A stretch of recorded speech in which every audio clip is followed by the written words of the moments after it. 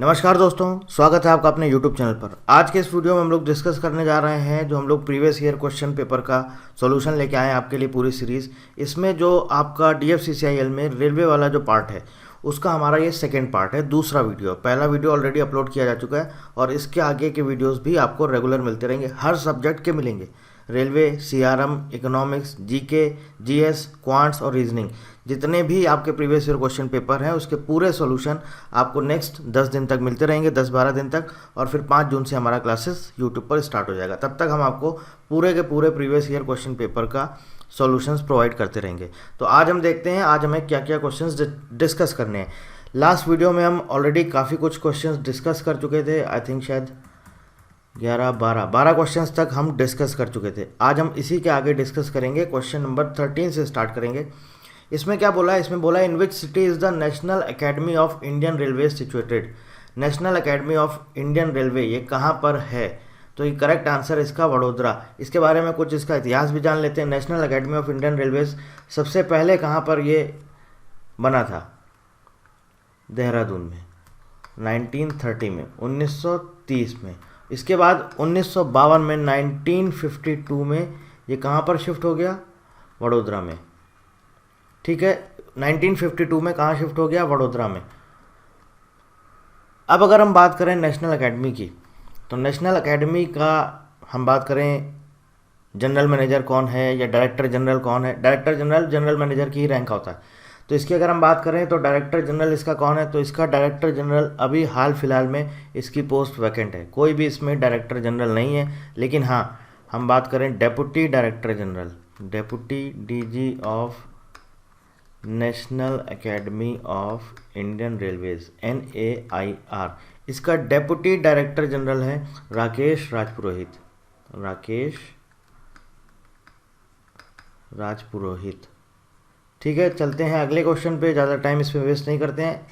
आगे क्वेश्चन है हमारा, what is the normal advance reservation period for booking accommodation. Accommodation book करना है उसके लिए नॉर्मल एडवांस पीरियड जो रहता है 120 डेज होता है। नॉर्मल अगर आपको रिजर्वेशन के लिए बुकिंग करना है तो उसका जो टाइम पीरियड रहता है वो 60 डेज रहता है। पहले ये 90 डेज हुआ करता था, लेकिन अभी ये 60 डेज हो गया है। Question number 15, in September 2018 which country rolled out the world's first hydrogen power train. तो सबसे पहली जो कंट्री थी जर्मनी। सितंबर 2018 में इन्होंने दुनिया की पहली हाइड्रोजन पावर ट्रेन इन्होंने लॉन्च करी थी, मतलब एक तरह से चालू करी थी, स्टार्ट करी थी। कौन सी कंट्री थी? जर्मनी। और उस ट्रेन का क्या नाम था और कितने किलोमीटर चली थी? अगर सपोज आपसे क्वेश्चन पूछ लिया जाए तो आपको एटलीस्ट ये भी पता होना चाहिए। ट्रेन का नाम था कोरेडिया आइलैंड। कोरेडिया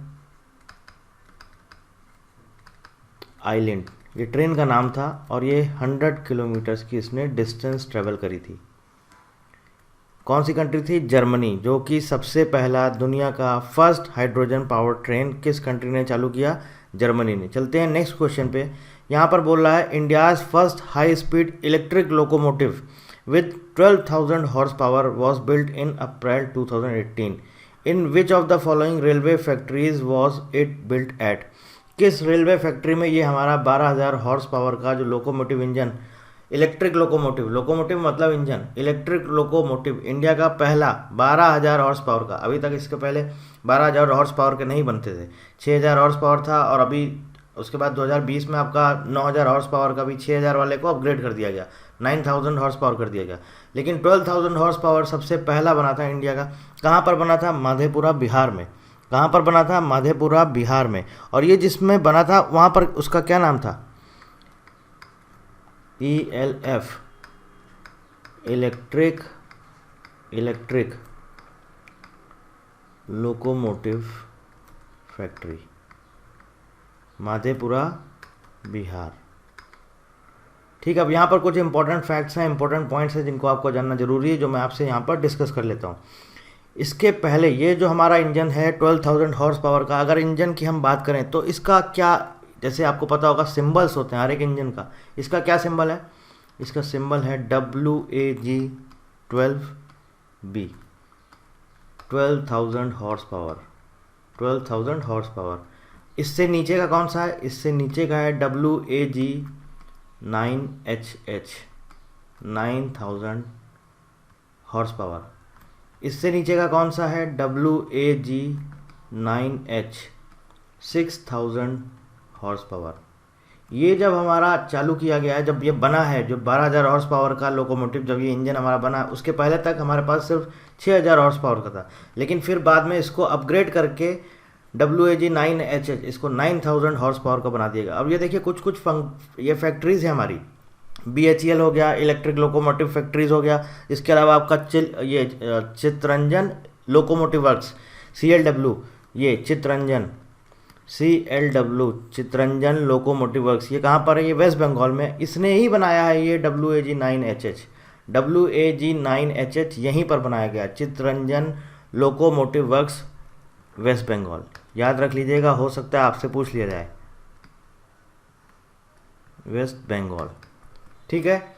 अब देखिए एक दो चीज़ें और आपको यहाँ बता देता हूँ। जैसे आप सिंबल्स देख रहे हैं जो लिखा हुआ है, इसका क्या मतलब होता है? हर एक इंजन को एक स्पेसिफिक नाम दिया जाता है। इसका मतलब क्या होता है? देखिए ये जो नंबर्स लिखे हैं इसका मतलब है 12th जनरेशन, 9th जनरेशन, ये 9th जनरेशन। बाकी WAG का क्या मतलब? W मतलब ब्रॉड गेज, A मतलब अल्टरनेटिंग करंट, G मतलब goods.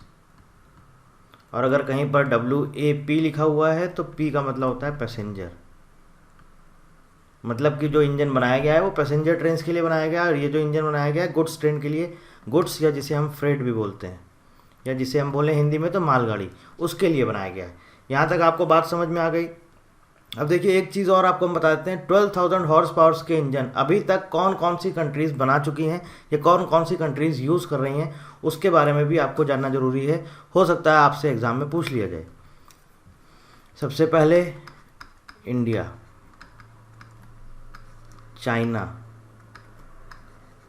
Russia, Sweden and Germany. अच्छा एक चीज़ और यहाँ पर इम्पोर्टेंट है, अगर आपसे ये भी पूछ लिया जाए कि ये जो इंजन 12000 हॉर्स पावर का जो इंजन है किसने बनाया है, तो एक तो हमारा इंडियन रेलवेज, इसके साथ साथ फ्रांस की कंपनी थी एल्स्टॉम प्राइवेट लिमिटेड। ये इन्हीं का दोनों का जॉइंट वेंचर था, इन दोनों ने मिल के ही इस इंजन को बनाया है, डिज़ाइन किया। फ्रांस की कंपनी थी एल्स्टॉम और इंडियन रेलवेज, इन दोनों ने मिलकर ये 12000 हॉर्स पावर का इंजन कहाँ पर बनाया? माधेपुरा, बिहार में। कौन सी फैक्ट्री थी? Electric locomotive factory. और 9000 हॉर्स पावर का जो अभी बना है 2 साल पहले अपग्रेड किया गया, ये कहाँ पर बना है? CLW, Chittaranjan locomotive works. मैं यहाँ पर नाम लिख दे रहा हूँ ना, नहीं तो आपको याद नहीं रहेगा। Chittaranjan locomotive works. ठीक, यहाँ तक आपको क्लियर हो गया, समझ में आ गया? आई होप यहाँ तक आपको समझ में आ गया होगा। आगे चलते हैं, क्वेश्चन नंबर 17 क्या बोल रहा है? How much freight revenue was earn by Indian railways. अब बात हो रही है फाइनेंशियल ईयर 2017-18 की, क्योंकि उस टाइम का 2018 का पेपर है। उस टाइम पर जो आंसर था करेक्ट वो था 1.17 लाख करोड़। अभी आज की डेट में अगर हमसे पूछा जाए तो आज की डेट में क्या है? 1,39,287.30 करोड़। ये डेटा कब का है? As of March 2022, 1.39 lakh crore. ठीक है, अगर आपसे फाइनेंशियल ईयर 2021-22 का पूछ लेता है, 2021 और 22 का, तो आपको करेक्ट आंसर करना है 1.39 लाख करोड़। चलते हैं नेक्स्ट क्वेश्चन पे। क्या बोल रहा है? Which of the following is the biggest revenue earning commodity through freight traffic. जो मालगाड़ी हमारी जो चलती है इंडियन रेलवेज की, सबसे ज़्यादा जो उनको रेवेन्यू जो अर्न होता है, वो सबसे ज़्यादा जो पैसा आता है वो कहाँ से आता है? सबसे ज़्यादा जो पैसा आता है वो आता है कोल से। क्यों? क्योंकि सबसे ज़्यादा सप्लाई भी ये कोल की करते हैं। जितनी भी ये गुड्स की सप्लाई करते हैं, चाहे उसमें आपका फर्टिलाइज़र हो, सीमेंट हो, फूड ग्रेन्स हो, कोल हो, मिनरल ऑयल हो, पेट्रोल हो, कुछ भी, इसके अलावा जितने भी मिनरल्स हैं, जो कुछ भी ये सप्लाई करते हैं, सबसे ज़्यादा सप्लाई करते हैं कोल की। 46.11% इन्होंने सप्लाई किया है एज ऑफ मार्च 2022 में, मार्च 2022 में। जितना भी पूरा गुड्स सप्लाई करते हैं उसका 46.11% इन्होंने कितना सप्लाई किया? वो सप्लाई किया है कोल। और अगर हम पूछें कितना किया है तो वो भी आपको जानना ज़रूरी है, 652.80 मिलियन टन्स। Million turns. ठीक है, यहाँ तक आपको बात समझ में आ गई। अब अगर हम बात करें रेवेन्यू की, ये तो कितना सप्लाई किया है, रेवेन्यू की बात करें तो जो कोल से इनको रेवेन्यू जनरेट होता है वो भी आपको जानना जरूरी है। ये डेटा है एज ऑफ मार्च 2022, मार्च 2022 में भारत सरकार को जो मालगाड़ी से जो कोयला जाता है उससे कितना रेवेन्यू जनरेट हुआ। तो जितना भी रेवेन्यू जनरेट होता है उसका 47.28%, 47.28% कहाँ से जनरेट होता है, वो आता है कोल के थ्रू, कोयले के थ्रू। और कितना आया था अमाउंट की अगर हम बात करें तो ये आया था 65,856 करोड़, 65,856.08 करोड़।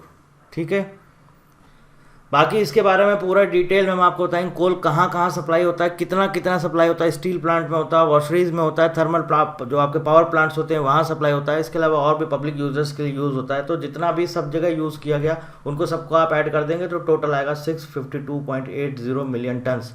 ये पूरा जब हम रेलवे वाला पार्ट आपको आगे पढ़ाएंगे, जब हमारी यूट्यूब पर क्लासेस होंगी तो हम आपको ये पूरा डिटेल में पढ़ाएंगे किससे कितना रेवेन्यू जनरेट होता है, कितना सप्लाई होता है, सीमेंट कितना सप्लाई हुआ है, फर्टिलाइजर कितना सप्लाई हुआ है। सीमेंट की बात करें तो 137 के आसपास कुछ मिलियन टन सप्लाई हुआ था as of March 2022, 137 million tons के आसपास कुछ ऐसा ही डेटा है। एग्जैक्ट फिगर मुझे याद नहीं, 137 है इतना मालूम है। बाकी जब हम आपको नेक्स्ट उसमें पढ़ाएंगे, जब क्लासेस होंगी तो आपको हम पूरा डिटेल में एक एक चीज़ बताएंगे। क्वेश्चन नंबर 19 क्या कह रहा है, in which city is the rail wheel factory of the Indian railway situated. तो सबसे पहले तो आपको ये जान लेना चाहिए रेल व्हील फैक्ट्री का दूसरा नाम क्या था। इसके पहले इसका नाम था wheel and axle plant, wheel and axle plant. ये बेसिकली करता क्या, रेल व्हील फैक्ट्री जो हमारे आपके इंजन बनते हैं, कोचेस बनते हैं, उसके लिए पहिए और एक्सेल वगैरह ये सब कौन बनाता है, ये कहाँ बनता है, रेल व्हील फैक्ट्री में। रेल व्हील फैक्ट्री है कहाँ, रेल व्हील फैक्ट्री है बेंगलुरु में, यलहंका, यलहंका बेंगलुरु, बेंगलुरु। ठीक है, कहाँ पर है, बेंगलुरु में, बेंगलोर में है रेल व्हील फैक्ट्री। पहले इसका नाम था व्हील एंड एक्सेल प्लांट। अगर पूछा जाए कि ये कब बना है हमारा, तो ये भी आपको जानना जरूरी है। रेल व्हील फैक्ट्री जो बना है कब बना है, 1984 में इसका उद्घाटन किया गया। किसने किया था, उस टाइम पर हमारे रेलवे मिनिस्टर थे मनमोहन सिंह की शायद गवर्नमेंट थी, सीके क्या नाम था उनका, जफर शरीफ। स्पेलिंग आप एक बार चेक कर लीजिएगा, पर शायद जफर शरीफ, ये उस टाइम पर रेलवे मिनिस्टर थे, इन्होंने इनॉग्रेशन किया था, यही यूनिट इन्होंने स्टार्ट किया था। ये रेलवे मिनिस्टर भी रह चुके हैं। ठीक है, यहाँ तक बात समझ में आ गई। आगे चलते हैं अब हम लोग नेक्स्ट क्वेश्चन पे। क्या कह रहा है, who is the chairman of the DFCCIL as of October 2018। तो अभी देखिए 2018 का पूछ रहा है, इससे हमारे लिए कोई इंपॉर्टेंट नहीं। उस टाइम पर बस आंसर आपको पता होना चाहिए। अश्विनी लोहानी थे जो उस टाइम पर रेलवे के चेयरमैन थे। अभी आपको पता है अभी रेलवे में क्या होता है, अभी रेलवे में चेयरमैन और CEO होता है। अब चेयरमैन नहीं होता, उस पोस्ट का नाम बदल के कर दिया गया है चेयरमैन एंड CEO। तो अगर हम रेलवे की बात करें, अभी DFCCIL की नहीं बात कर रहे हैं, DFCCIL भी रेलवे का ही सब्सिडरी है। तो जो रेलवे है, इंडियन रेलवेज़ के और DFCCIL के हम बात करते हैं। इंडियन रेलवेज़ के चेयरमैन और CEO मैं ऑलरेडी पिछले वीडियोस में आपको बता चुका हूँ। पिछले जो आपका पार्ट 1 कराया था वहाँ भी डिस्कस किया है। इसके अलावा रेलवे बोर्ड का एक मैंने अलग से वीडियो बनाया है, कैसे रेलवे बोर्ड बना है, वहाँ भी मैंने डिस्कस किया है। एक बार फिर आपको बता देता हूँ, AK लाहौती, अनिल कुमार लाहौती, ये इंडियन रेलवे के चेयरमैन और CEO हैं, और यही DFCCIL के पार्ट टाइम चेयरमैन हैं। अगर आप DFCCIL की वेबसाइट पर जाएंगे, पार्ट टाइम चेयरमैन है ये, DFCCIL की वेबसाइट पर जाएंगे और वहाँ पर आप जाएंगे जहाँ पर आपको पूरा डिटेल में दिया रहता है अबाउट अस ऑर्गेनाइजेशन के बारे में। वहाँ पर पूरा एक एक चीज़ डिटेल में दी रहती है, कौन चेयरमैन है, कौन CEO। इसलिए मैं आपको बोलता हूँ कि डेटा मैं आपको एकदम एक्यूरेट प्रोवाइड कराऊंगा। अगर आपको लगता है कुछ गलत है तो आप हमें मैसेज करके बता दीजिए, हम उसको सुधार देंगे। ठीक है, तो ये पार्ट टाइम चेयरमैन है। अब आपसे पूछ लेता है DFCCIL के MD कौन है, मैनेजिंग डायरेक्टर, तो वो भी आपको जानना जरूरी है, मिस्टर रविंद्र कुमार जैन। क्योंकि आप DFCCIL का पेपर देने जा रहे हैं और हो सकता है आपसे DFCCIL से रिलेटेड कुछ भी पूछ ले, तो आपको जानना जरूरी है। Question number 21, in which city is the national rail museum. National rail museum आपको पता होना चाहिए, इसका पहले क्या नाम था, rail transport museum, rail transport museum 1995 में 1995 में इसका नाम बदल के क्या हो गया, इसका नाम बदल के हो गया national rail museum, national rail museum. और ये कहाँ पर है, चाणक्यपुरी न्यू दिल्ली में, चाणक्यपुरी न्यू दिल्ली। ठीक है, यहाँ तक आपको बात समझ में आ गई।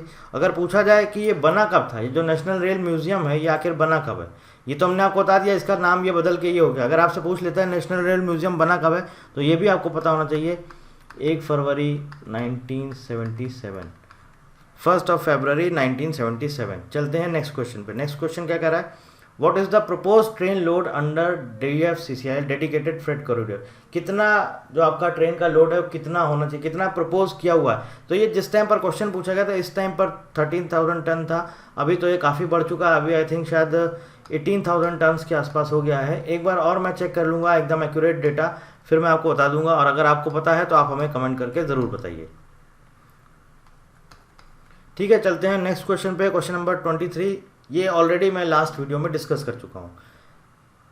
वर्ल्ड्स लॉन्गेस्ट रेलवे प्लेटफॉर्म, उस टाइम तक गोरखपुर था, अभी ये नहीं है। अभी हुबली स्टेशन में, हुबली कहाँ पर है भैया, हुबली आपका जो है ये सबसे बड़ा दुनिया का लॉन्गेस्ट रेलवे प्लेटफॉर्म है। यहाँ पर हुबली स्टेशन पर 1.505 किलोमीटर्स, और ये था आपका 1.362 kilometres.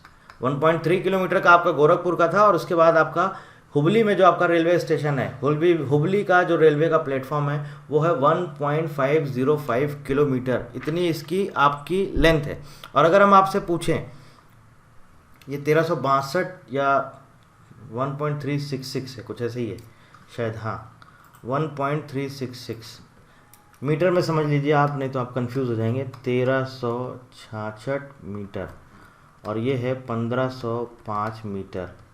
Hubli railway station, Hubli का जो आपका प्लेटफॉर्म है, अगर हम बात करें तो उसका इन्होंने एक और नाम दिया था, तो नाम क्या था उसका, उसका नाम था आपका सिद्धरूढ़ा, सिद्धरूढ़ा स्वामी जी प्लेटफॉर्म, सिद्धरूढ़ा स्वामी जी प्लेटफॉर्म कहाँ पर है, हुबली में। ठीक है, साउथ वेस्टर्न रेलवे के अंडर में आता है Hubli division, south western railway, Hubli एक डिवीज़न है। और जो ये है ये क्या है, ये जोन है, ये ऑलरेडी मैं पिछले वीडियोस में आपको सब कुछ बता चुका हूँ। ये डिवीज़न है और ये जोन है, किस जोन के अंडर में आता है, साउथ वेस्टर्न रेलवे जोन के अंडर में आता है। ठीक है, बात समझ में आ गई। आगे चलते हैं नेक्स्ट क्वेश्चन पे। नेक्स्ट क्वेश्चन भी मैंने आपको लास्ट वीडियो में बता दिया है, आपको सिर्फ सिंपल बताना है। जो पहली ट्रेन हमारी चली थी, आप सबको पता होगा पहली ट्रेन कब चली थी, पता है कि नहीं पता है। तो पहली ट्रेन हमारी चली थी 16 अप्रैल 1853 को। कहाँ से कहाँ तक चली थी, बॉम्बे से थाने के बीच तक, बॉम्बे से थाने के बीच में। डिस्टेंस कितनी ट्रैवल करी थी, 34 किलोमीटर, 34 किलोमीटर्स का डिस्टेंस ट्रैवल किया था। 400 पैसेंजर्स को, 400 यात्रियों को लेके गई थी। उसमें उस टाइम पर जो इंजन यूज़ होते थे वो स्टीम इंजन यूज़ होते थे, या हम बोल सकते हैं स्टीम लोकोमोटिव। लोकोमोटिव बोलिए, इंजन बोलिए। लोकोमोटिव 3 टाइप के होते हैं, स्टीम होता है 1 2 3, इलेक्ट्रिक, डीजल एंड स्टीम। तो जो पहली ट्रेन चली थी उसमें जो यूज़ हुए थे वो कौन से यूज़ हुए थे, वो हुए थे स्टीम लोकोमोटिव। और स्टीम लोकोमोटिव 3 लगे थे, उन तीनों का नाम क्या था, उन तीनों का नाम था सिंध, साहिब एंड सुल्तान। क्वेश्चन में हमसे क्या पूछा है, which of the following is not among the names of the 3 railway engines that were used to draw the first passenger train in India. तो ये है इसका करेक्ट आंसर, क्योंकि उसका नाम ये नहीं था, नाम ये था। जो 3 इंजन यूज हुए थे उनका नाम ये था, सिंध, साहिब, सुल्तान। आई होप यहाँ तक आपको एक एक चीज़ क्लियर समझ में आ गई होगी। ये 2018 का DFCCIL का पेपर था। अब इसके बाद हम लोग डिस्कस करेंगे 2021 का, 2021 का। किसी भी तरह की कोई भी इंक्वायरी है, चाहे एग्जाम से रिलेटेड पूछना है, कोई क्वेश्चन पूछना है, किसी भी क्वेश्चन में डाउट है, आप हमें व्हाट्सअप कर सकते हैं या फिर यहाँ पर कमेंट कर सकते हैं। इसके साथ साथ टेलीग्राम चैनल आप हमारा ज्वाइन कर सकते हैं। यहाँ पर हम आपको DFCCIL का सारा अपडेट देते रहेंगे।